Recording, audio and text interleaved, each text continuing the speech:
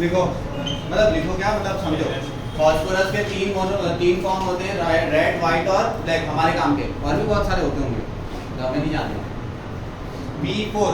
अच्छा एक और चीज़, ये नाइट्रोजन के टाइप N2 जैसे होता है ना, वैसे P2 तो नहीं बनाने वाला। क्यों नहीं बनाने वाला? इसको 5 बॉन्ड बनाना आता ही नहीं, 5 बॉन्ड बनाना आता ही नहीं। PP 5 बॉन्ड जो होता है ना, वो नॉर्मली 5 बॉन्ड नहीं बनाता। ये बैक बॉन्डिंग वाले 5 बॉन्ड बनाएगा, अलग बात है, नॉर्मल वाले 5 बॉन्ड ये नहीं बनाता। पहला पॉइंट क्लियर हुआ। फिर P4 ही बचता है, क्योंकि सिंगल बॉन्ड के बाद एक ही ऑप्शन है, हर फास्फोरस को 3 कोवैलेंसी चाहिए सिंगल बॉन्ड की, 5 बॉन्ड की नहीं, सिंगल बॉन्ड की। तो 3 और ढूंढ के लाओ, 3 ढूंढ के लाओ तो P4 बचता है।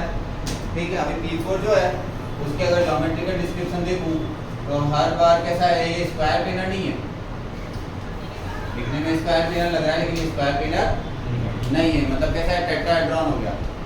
टेट्राहेड्रॉन मतलब कैसा हो गया, देखो 3 बेस के ट्राइंगल पे P और एक थोड़ा सा पिरामिडल शेप है। ठीक है, तो हर फास्फोरस को 3 फास्फोरस मिल जाएंगे और एक फुल रोल है ही अपना। तो इसमें बॉन्ड एंगल आएगा ऑब्वियसली, सारे 60 डिग्री बॉन्ड एंगल आएंगे। सारे कितने डिग्री आएंगे? 60 डिग्री। तो इसके लिए बॉन्ड एंगल सेटिस्फाई नहीं होता, तो sp3 हाइब्रिडाइजेशन है लेकिन 63 डिग्री, इसमें क्या होगा, तो क्या, तो ये अनस्टेबल है, not unstable, less stable. Unstable word तो मत ही लिखना क्योंकि एग्जिस्ट तो करता है, बट लेस स्टेबल। तो phosphorus white is least stable and highest reactive. White phosphorus is, ध्यान से सुनो, हाईएस्ट और लीस्ट। फिर भी इसे थर्मोडायनेमिकली जो स्टेबल कंस्टिट्यूएंट होता है वो लेते हैं। क्यों? क्योंकि बाकी दोनों पॉलीमरिक फॉर्म है, ये मोनोमरिक फॉर्म है। अगर मोनोमरिक अवेलेबल है तो पॉलीमरिक क्यों लें? लेने में एक लॉजिकल बात है, आपके पास मोनोमरिक फॉर्म है, पॉलीमरिक फॉर्म है, तो क्या लोगे इनिशियल लेवल पे? Monomeric form is preferable than polymeric form. Thermodynamically most stable constituent वो कब के लिए? Heat of formation point of view से। और monomeric is more preferable than polymeric form. मतलब उससे रिएक्टिविटी बढ़ जाएगी। हाँ, मोनोमरिक है नहीं, एंगल से रिएक्टिविटी एंगल से समझाई जाएगी। पॉलीमरिक भी आने बाकी है, उसके अंदर से देखोगे आप एंगल चेंज हो जाएगा। सुनो, ये रिकॉर्डिंग चल तो रही है तो उसमें साउंड भी आ रहा होगा, नहीं तो फिर मैं वो वाला लेके आऊँ, चलेगा? उसको कुछ दिक्कत तो नहीं आएगी सुनने में? मुझे नहीं पता है, पुराने पहले के वीडियो थे तो ऐसे समझता, पर पहले वाले तो ईयरफोन से थे। पहले ऐसे ही करते थे। हाँ, बहुत पहले, पिछले साल वाले।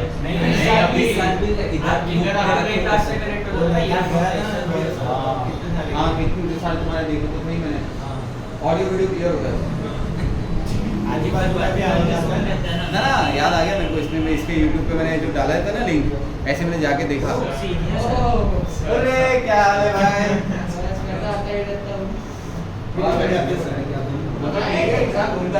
अच्छा ऐसा। सर ये 60 डिग्री वाला समझा। अरे ट्राइंगल के अंदर, एक सेकंड मेरी बात सुनो, ये कैसा है पता है? देखो इधर देखो, एक पॉइंट इधर है, जैसे 3 मार्कर रख दिए मैंने, सेम साइज के हो गए, और एक ऊपर पॉइंट है, और वो भी कॉर्नर टू कॉर्नर सारे पॉइंट, 4 पॉइंट है, 3 नीचे हैं और एक ऊपर है, और सारे 4 पॉइंट इक्वल डिस्टेंस पे, हर एक पॉइंट दूसरे 3 से अलग इक्वल डिस्टेंस पे। 3D equilateral right. हाँ, मतलब not equilateral triangle, he pyramid होता है। तो ये इक्विलेटरल पिरामिड ये इधर नहीं, मतलब इसको उल्टा देखो, ये उल्टा क्या सीधा देखना। हां हाँ, क्या दिक्कत है?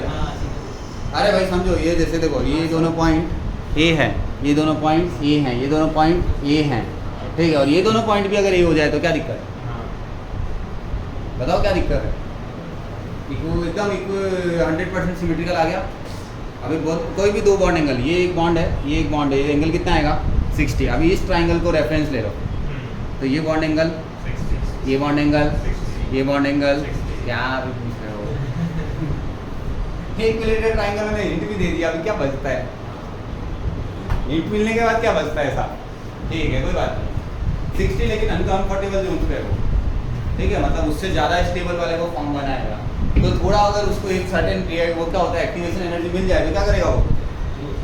मोनोमरिक से पॉलीमरिक फॉर्म में ट्रांसफर हो जाएगा। क्योंकि तो ट्रांसफर क्यों होगा? क्योंकि 60 डिग्री बॉन्ड एंगल उसको नहीं पकड़ेगा, तब नहीं अच्छा लगता। तो मतलब मोनोमरिक हुआ तो उसका फायदा क्या है? मोनोमरिक मतलब एक तरह से कैसा है, प्राइमरी स्टेज है। पॉलीमरिक मतलब सेकेंडरी स्टेज, मतलब पॉलीमर में आप काउंटिंग नहीं कर सकते कि 500 मॉलिक्यूल होंगे, 700 मॉलिक्यूल होंगे, बहुत सारे होते हैं। मोनोमर में यूनिक है, मोनोमर का मॉलिक्यूलर मास पता है, पॉलीमरिक का पॉलीमरिक मास नहीं पता, अननोन होता है। उसके मेथड है ढूंढने के, लेकिन वो मतलब कंट्रोवर्शियल कंडीशन पे आ गया था। मोनोमरिक फॉर्म में पता है अपने को, अभी एन कितना है किसको पता, 1000 हो सकता है, 5000 हो सकता है, 10,000 हो सकता है। तो पॉलीमरिक में प्रॉब्लम क्या है, इवन मोलर मास नहीं बता सकते हम, है ना। एक मॉलिक्यूल कितना बड़ा होता है पॉलीमर का, कैसे करें अपन, मतलब अगर अपने पास मोनोमर नहीं होता तो चलो सोचते भाई लेते और क्या करते, है ना।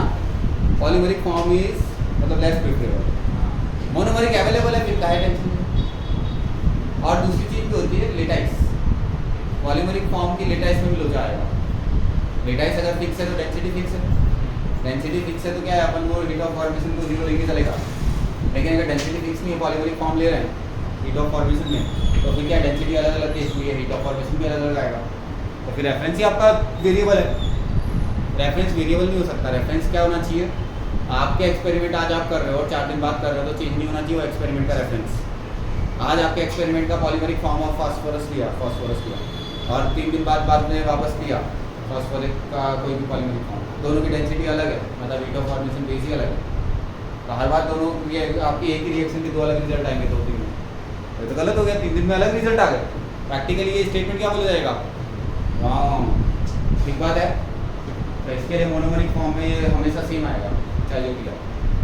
4 दिन बाद करो वापस से सेम एक्सपेरिमेंट तो सेम रिजल्ट आएगा, ठीक है। चलो अब रेड और ब्लैक 2 आते हैं। पहले क्या बनता है, पहले शायद रेड बनता है और फिर और ज़्यादा हीट करके लाते हो तो ब्लैक बनता है। वो ठीक है, वो तो देख लेना। और रेड नाम मतलब कलर से ही लिंक्ड है थोड़ा सा। हाँ अच्छा, हाँ P4 जो होता है वो कैसा होता है, सॉलिड होता है लेकिन वाइट मतलब मोम जैसा होता है ना, वैक्स। तो वैक्स ही सॉलिड है, मतलब थोड़ा सॉफ्ट होता है, इतना हार्ड भी नहीं होता। वैक्स WAX, मोम होता है ना, मोमबत्ती, अरे कैंडल। हाँ तो कैंडल में कैसा होता है, वो सॉफ्ट होता है, हार्ड मतलब सॉलिड है स्टिल वो थोड़ा सॉफ्ट है, ठीक है। और उसका पाउडर फॉर्म है ना, वो हवा में उछाल दो तो भी रिएक्ट करता है। तो वो कैसा है, वो जादू दिखाने के काम आता है। अरे आज तो अपना जादू करेंगे इसमें। तो वो कैसा है, जादू कैसे दिखाओगे, जैसे सपोज करो पाउडर फॉर्म है, उसको थोड़ा लॉक रखना पड़ता है, ये तो हवा जेब में चल जाएगा। तो एयर के साथ रिएक्टिव है, क्योंकि व्हाइट फॉस्फोरस मैंने क्या लिखा है स्टेटमेंट, और oxygen combustible highly combustible gas मतलब ऑक्सीडाइजिंग एजेंट है। तो फास्फोरस को ऐसा हवा में उड़ाओगे, phosphorus reducing agent, oxygen combusting agent, और हाईली एक्सोथर्मिक होगा ना, अरे ऑक्सीडाइजिंग एजेंट है वो, और ये भी अच्छा रिड्यूसिंग। इसकी इलेक्ट्रोनेगेटिविटी कितनी कम होती है फास्फोरस की, देखो बहुत कम होती है। फास्फोरस की इलेक्ट्रोनेगेटिविटी कम, ऑक्सीडाइज रिड्यूसिंग पावर हाई। और यही थिंग ऑक्सीजन की electronegativity high, oxidising power high. तो एक रिड्यूसिंग एजेंट एक ऑक्सीडाइजिंग एजेंट नॉट रिएक्ट करेंगे और एक्सोथर्मिक प्रोसेस, और इतना अच्छा एक्सोथर्मिक प्रोसेस होगा कि आपका जो है ना तो चिंगारियाँ दिखेंगी, तो जादू दिखाने के काम आएगा, ठीक है। नहीं ये सीरियसली लोग जादू दिखाते हैं ना, उसमें यूज करते हैं ज़्यादा डिटेल जादू क्या हो गया। तो ये फॉस्फोरस की रिएक्शन में नहीं, और ये हाईली एक्सोथर्मिक मॉडरेटर में लिखते हैं ना, वो मेडिकल शो में काम आता है। अरे इंग्लिश के साथ बोल रहा हूँ एक तो, ये रिएक्शन आ गई, अभी आप आ गए और आ गया, इस सिलेबस में नहीं है क्या, काट दिया ना, ये रहेगा, ठीक है।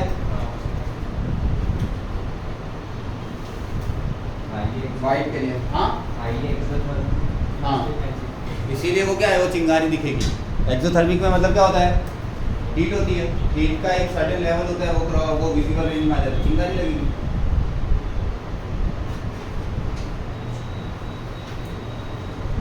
फॉस्फोरस वाइट जो है वो अच्छा रिएक्टिव है, और इलेक्ट्रोनेगेटिविटी बहुत हाई और बहुत लो के बीच में फंसी हुई है। तो बेसिक मीडियम में डिस्प्रोपोर्शनेशन भी देता है, ठीक है। बेसिक मीडियम में डिस्प्रोपोर्शनेशन रिएक्शन भी देता है, क्योंकि ये बीच में इलेक्ट्रोनेगेटिविटी बहुत हाई और बहुत लो वाले भी देते हैं, बहुत हाई और बहुत लो वाले नहीं देते। बाकी ई नॉट टेबल संभालता है। अगर आपको एकदम प्रिसाइज वर्जन चाहिए तो मैंने वापस से बोलता हूँ जेडीडी पढ़ा करो रोज रोज। पी ब्लॉक ऐसा ढूंढा नहीं। उसके अंदर वो देते हैं पूरे मतलब नाइट्रोजन का दिया है, मतलब -3 से +8 का सारा दिया है, +5 का पूरा 8 का चेंज होते हुए वो एरो बना के ई नॉट टेज है क्या वो दिखा। जल्दी जल्दी चालू करो फिर कब करोगे। नाइट्रोजन के स्टार्ट में दिया होगा मेरे को दिखाना कल। मैं कभी कभी बैठता हूँ ना तो बोला करो मेरे को सर वो चीज़ दिखा दो। नहीं मतलब पूछा करो कि जेडीडी में कौन सी चीज़ को कैसे पढ़ा जाए, तो उसको आप चेक करोगे ना तो उसमें आपका कौन सा डिस्प्रोपोर्शनेशन देगा और कौन सा नहीं देगा वो जजमेंट ले सकता हूँ मैं, लेकिन वो टेबल चाहिए मुझे। जैसे आज तुमने क्वेश्चन मैंने करते हुए देखा तब मेरे को सामने डेटा दिए हुए थे, डेटा देने के बाद कर सकते हैं हम केमिस्ट्री के क्वेश्चन। अभी क्या ये जो बुक बनाने वाले हैं ना उन्होंने जो किया हमारा डेटा तो उड़ा दिया डायरेक्ट लिख दिया। जेडीडी ने यही क्या किया है डेटा के बाद दिया है। अब मैं आपको कई बार केमिस्ट्री की बुक खिलाता हूँ एनसीईआरटी और पीछे से बोलता हूँ यहाँ से वेरीफाई कर लो कि HNO3 अच्छा ऑक्सीडाइजिंग एजेंट है, लेकिन वो 2 को नहीं कर पाता, इसको गोल्ड को प्लेटिनम को देख के बोला। टेबल आप सामने होनी चाहिए, डेटा मतलब रेफरेंस डेटा के बगैर हम केमिस्ट्री पे अपाई जाए। और वो सबसे बड़ी प्रॉब्लम है डेटा नहीं देते, तो इसके लिए हमारे लिए सीधा बात है कि ऑप्शन बचता है क्या रट्टा मार के जाओ। और ये दोनों रिएक्शन पर्टिकुलरली ये बहुत इंपॉर्टेंट है। P4 के डिस्प्रोपोर्शनेशन को इंपॉर्टेंट लिख दो। इस चैप्टर में जितनी भी डिस्प्रोपोर्शनेशन है सारी इंपॉर्टेंट है, लिख दो मेंशन करके। ये पी ब्लॉक चैप्टर है ना, इसमें disproportionation reactions are highly important reactions. Disproportionation typically highly important reactions. मैं इसलिए बोल रहा हूँ कि आपका मान लो 15 से 20 रिएक्शन है तो एक बार रफ पेपर पे लिख के रट्टा मार, माना 10 मिनट खराब हुई, 20 मिनट खराब हुई, 1 घंटा खराब हुआ, अगर वो क्वेश्चन मिल जाता है तो आपका तो वसूल हो गया ना।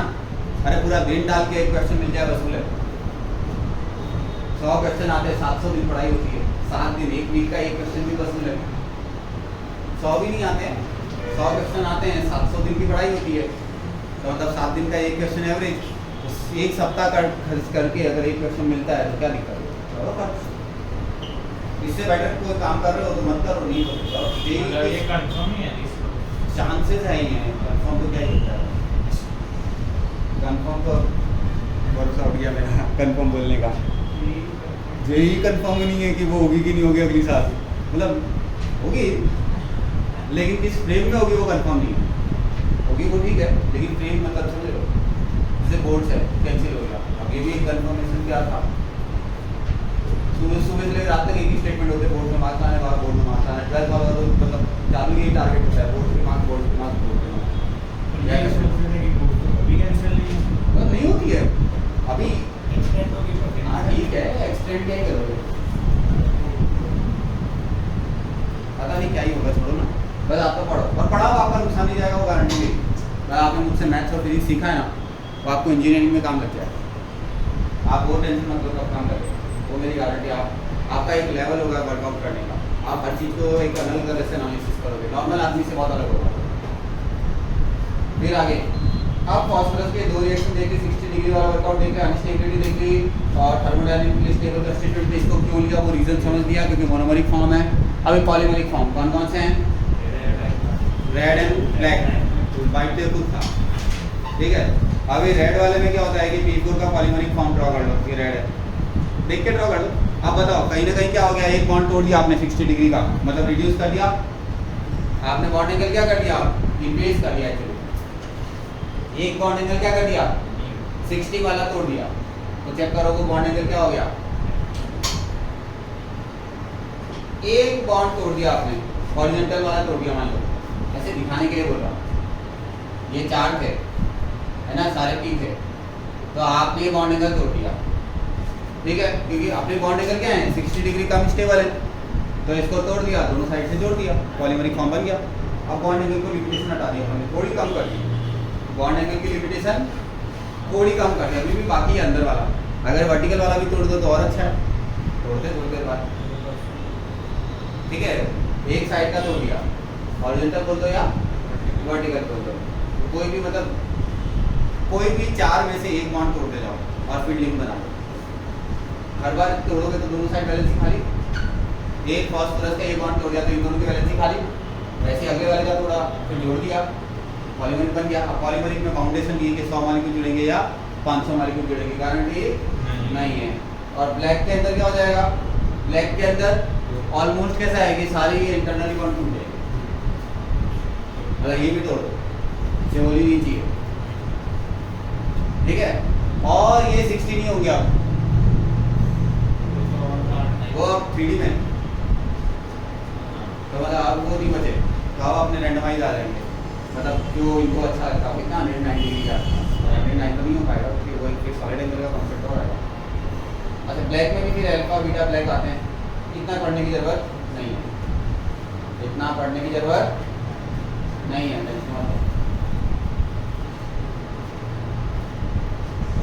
एक बार रीडिंग तो देखो पूरी एनसीईआरटी की हम करते हैं, तुम्हारी हैबिट है रीडिंग तो एक बार पूरी एनसीईआरटी करनी है, लेकिन ये इतना इंपॉर्टेंट नहीं है ब्लैक और रेड, बस देख लो ऊपर ऊपर से। उसके बाद उसको नीचे भी आना पड़ेगा। क्या मतलब? तीन है ऊपर एक है, तो तीन पॉइंट थोड़ा है और ये जो सिंपल है प्लेन में है ना। ना प्लेन में तो है ही नहीं, 3D में तो पहले से ही चालू हो रहा है, P4 इटसेल्फ 3D है। कहाँ लिखा है? देख के लगा लेकिन है नहीं, 3D तो P4 इटसेल्फ ही 3D है। अरे भाई P4 अभी देखा अपन ने 3D में आएगा, 2D में तो P4 ही नहीं आता, तो फिर P4 के पॉलीमर तो भूल ही जाओ, वो नंबर आएगी। क्या क्या लिखा है एक बार रीड कर देना फास्ट फॉरवर्ड रेड के लिए।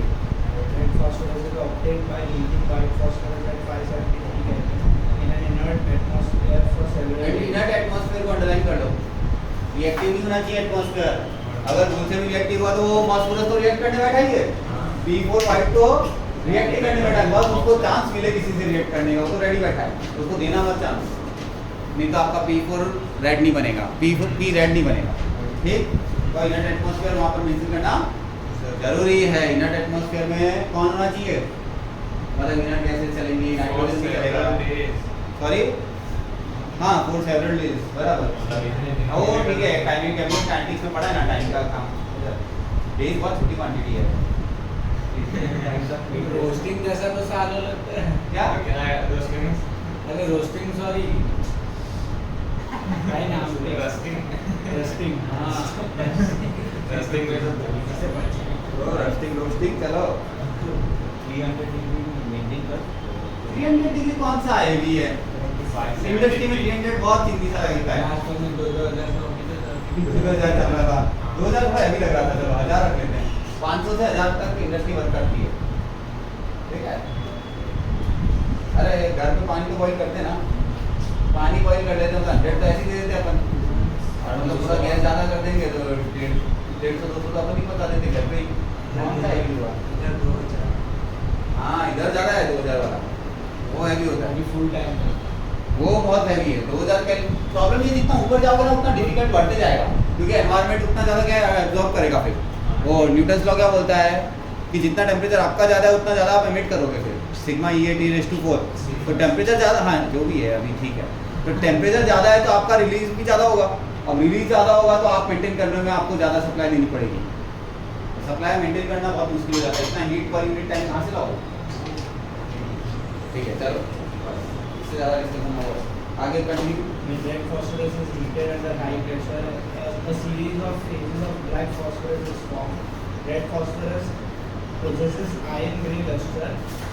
It is odorless, non-poisonous, and insoluble in water as well as in carbon disulfide. एक और चीज, व्हाइट फॉस्फोरस पॉइजनस होता है लेकिन रेड फॉस्फोरस नहीं होता, क्यों? रेड फॉस्फोरस की रिएक्टिविटी कम हो चुकी है, रेड फॉस्फोरस की रिएक्टिविटी कम हो गई है, इसलिए अपनी बॉडी में जाके कोई एक पर्टिकुलर एलिमेंट जिससे रिएक्ट करना चाहिए वो नहीं करता। पॉइजनस मतलब अपनी बॉडी के काम के एलिमेंट से रिएक्ट करे तो पॉइजन, और काम के एलिमेंट से रिएक्ट ना करे तो नॉन पॉइजनस। जैसे CO है, CO पॉइजनस है, CO2 पॉइजनस नहीं है, CO2 हार्मफुल है, पॉइजनस नहीं है। हार्मफुल अलग रीजन हुआ और पॉइजनस अलग रीजन हुआ, अभी मत पूछना कैसे, अजीब लगता है। तो लिख लो रेड फॉस्फोरस के साथ में वाइट के साथ में पॉइजनस लिख, एक्चुअली वाइट पढ़ा नहीं अपन ने, बट वो पॉइजनस है। कैसे पॉइजनस है? भी अपनी बॉडी के काम के एलिमेंट से भी रिएक्ट कर सकता है, और किससे करेगा? वो ऑक्सीजन से करेगा, वो तो बाहर करेगा ना, अंदर भी कर सकता है जाने के बाद। सर ऑक्सीजन की रिएक्शन नहीं, ऑक्सीजन से रिएक्ट नहीं करेगा, ऑक्सीजन से करेगा, लेकिन ऑक्सीजन से कर भी ले तो अपन और ऑक्सीजन ले लेंगे। वो मैटर करता है कि वो किसी और एलिमेंट से करेगा जो अपनी बॉडी में काम का था, वो एकदम लिमिटेड होना चाहिए। अनलिमिटेड वाले एलिमेंट से कर लो, कौन मना कर रहा है? आप समझे मेरी बात? बिजनेस पॉइंट ऑफ व्यू से है कि अपनी बॉडी में कोई एक एलिमेंट है जो लिमिटेड है और फिर उससे रिएक्ट करके उसको खत्म कर देता, अब क्या बचा? जैसे CO जो है आयरन से करता है, शायद फॉस्फोरस भी आयरन से करता है, वो मेरे को याद नहीं है। ठीक है, आगे बोलो। Chemically, red phosphorus is much less reactive than white phosphorus. It does not glow in dark. It is polymeric, consisting of chains of P4 tetrahedral linked together in a minor isomer. Black phosphorus has two forms: alpha black phosphorus and beta black phosphorus. Alpha black phosphorus is formed when red phosphorus is heated in a sealed tube at 803 Kelvin. It can be sublimed in air and has opaque monochelic or rhombohedral crystals. It does not oxidize in air, whereas beta black phosphorus is prepared by heating white phosphorus at 473 Kelvin under high pressure. It does not burn in air up to 673 Kelvin. तो black और एक step आगे आ गया, ठीक है, आता हूँ। Black और एक स्टेप आगे आ गया, उसके अंदर अलग अलग टेम्परेचर और प्रेशर स्पेसिफिक कंडीशन पे, मतलब कैसा हो गया, जैसे प्रेशर और टेम्परेचर अलग अलग होगी ना, जैसे सीमेंट होती है, सीमेंट होती है, घर बनाने में काम आती है, लेकिन उसमें भी स्पेसिफिकेशंस होती है। आप जैसे क्या करते हो, कोई वाइट सीमेंट होती है और सीमेंट में क्या होता है कि आप जैसे लेयर बना देते हो तो उसमें पानी देते हो, जितना पानी दोगे उतनी मजबूत होगा। तो सीमेंट है, लेकिन उसका भी एक क्या वर्कआउट करने का तरीका है। तो अल्फा ब्लैक और बीटा ब्लैक कैसा हो गया, जैसा टेम्परेचर, यहाँ पर थोड़ा काइनेटिक कंडीशन पे जाना पड़ेगा, slow fast pressure temperature specification. अभी मैं आगे नहीं बोलूँगा क्योंकि मेरे को भी नहीं आता, मतलब ये इंडस्ट्री वालों को ही आता है, सेल्फ और सिर्फ इसमें इंडस्ट्री वाले ही करते हैं। फॉस्फाइन तो बाद में बुला जाते हैं, हमें नाश्ता करता हूँ, तो एक काम करता हूँ, फॉस्फाइन छोटा है, इसको पढ़ा था। फॉस्फाइन एक्चुअली अमोनिया का मॉडिफाइड वर्जन हो गया। फॉस्फाइन क्या हो गया? जस्ट लाइक अमोनिया, बराबर, लेकिन इसके पास Lewis basic power is comparatively lower than that of ammonia. Phosphine के अंदर लिख दो, Lewis basic power is less than ammonia, है लेकिन कम, है लेकिन कम।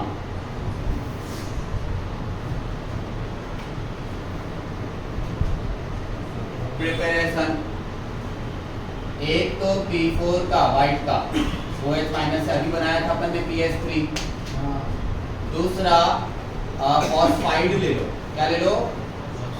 अभी फॉस्फाइड का सपोर्टिंग आयन Ca2+ भी चलेगा या कोई और मिल जाए तो भी चलेगा। इसको क्या बोलते हैं? फॉस्फाइड। फॉस्फाइड का H+ के साथ रिएक्शन, देखो मेरी बात सुनो, मैं कोर कंटेंट पे बात करता हूँ, आपकी बुक का फ्रेम अलग होता है, मेरे काम करने का तरीका अलग होता है, मैं कोर कंटेंट पे बात कर रहा हूँ। फॉस्फाइड आयन ले लो, क्या ले लो? Phosphide ion. और फॉस्फाइड आयन अगर रिएक्ट करे, किससे रिएक्ट करे? H+ से, तो क्या बन जाएगा? H3PO4, सॉरी PS3, अरे माइनस प्लस और PS3 उड़ गया, मतलब गैस होता है। अच्छा, फॉस्फाइन अंडरलाइन कर लेना नाम, फॉस्जीन में लेकर आएगा फ्यूचर में, तो फॉस्फाइन, ठीक है, इसको याद रखने का तरीका बोल देता हूँ, एमाइन, अमोनिया से वर्ड आता है एमाइन, तो फॉस्फाइन लिंक याद रह जाएगा आइन। मैं कभी कभी कंफ्यूज होता, फॉस्जीन भी आता है और फॉस्फाइन भी आता है, तो फॉस्जीन और फॉस्फाइन दोनों वर्ड कैसे आजू बाजू के लगते हैं, थोड़ा कंफ्यूजन कर रहा था। ठीक है, अब ये एक हद से ज़्यादा एक फालतू चीज़ है, जैसे सपोज करो NH4Cl था और NH4Cl में अगर मैंने NaOH डाला तो क्या होगा? NH3 अलग, NaCl अलग और वाटर अलग। पूछ रहा हूँ, ये पता था क्या? तो सेम थिंग है, PH4Cl है, ठीक है, phosphonium chloride, ammonium chloride, phosphine से फॉस्फोनियम प्लस चार्ज बनता है तो यम, और NaOH डालोगे तो PH3 बन जाएगा। लिंक समझ में आया? इजी है एकदम। सॉरी, वो फिर बाद में सपोर्टिंग है आयन, उसको क्या क्या बोलते हैं, और कुछ बोलते हैं ना भाई, क्या बोलते हैं इसको, स्पेक्टेटर आए हैं और स्पेसिफिक नेम, तो टाइम पास के लिए होता है, तो कोई काम नहीं हमको। CL माइनस है कि I माइनस है, मुझे कोई लेन देन नहीं है।